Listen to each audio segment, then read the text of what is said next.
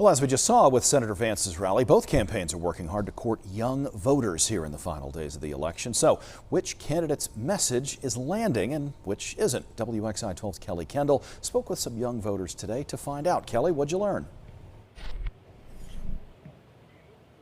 Kenny, like many Americans, young voters care about issues such as immigration, reproductive rights, the economy, a whole host of things.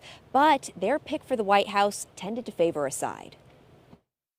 For all the young people here at Penn State and across America who may be voting for the first time, I want you to know that I am in this fight for you. I love your generation. I really do. And one of the things about it is you are rightly impatient for change. The fight for Gen Z's nearly 41 million eligible voters is on. But right now, it appears one candidate is coming out on top. Kamala Harris is who I'm voting for. Definitely Kamala Harris. I'd say Kamala for me. I'm definitely planning to vote for Kamala. Kamala Harris. The latest Harvard Youth poll finds Harris leading Trump by 28 points among likely voters under 30.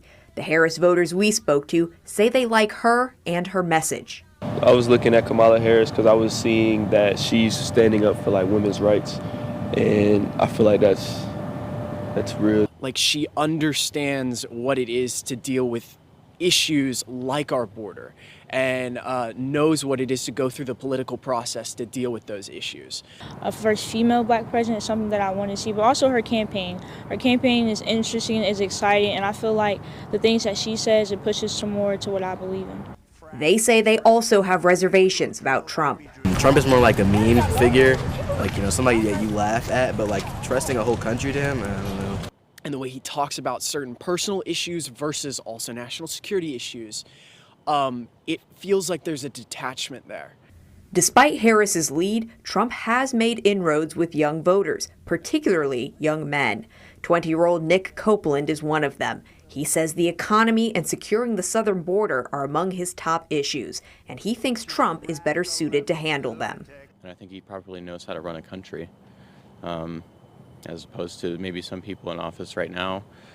I just feel like they're kind of throwing money in places they maybe shouldn't, and it's very discombobulated right now. I feel like Trump is very centered. He knows what he wants, he knows what he needs, and he gets it done.